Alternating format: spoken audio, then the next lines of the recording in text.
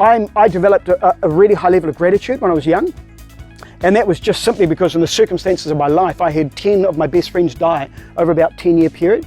Like I went surfing at Piha with my schoolmates, and my buddy died, drowned next to me at 14 when we were there. The following year, my brother was killed in a car crash, my only brother. The following year, the best friend that I grew up with and stayed with was drowned with his 2 others. The year after that, another guy died of an asthma attack.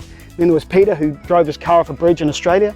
And then it ended up with Simon, at 33, who died of osteosarcoma, who just rotted away in front of me. He lost an arm, and then an elbow, and he went over to Denmark and he died in a cancer clinic.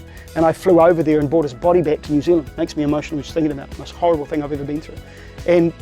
But what it did with me is not only teach me how to grieve properly, which is literally wailing and wailing and wailing and wailing and getting it out until there's no more tears. Like literally, when there's something sad, fucking cry.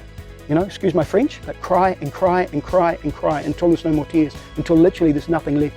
Grieving is so important in terms of building vulnerability and building longevity and health in the brain. And what it taught me was gratitude. And I didn't realize it at the time because this kind of just happened around me. All this death kept happening and I go, oh, this death. And I held my grandmother's hand when she died as well. So I've had death in the family that I've been really close to. But what it built in me was gratitude.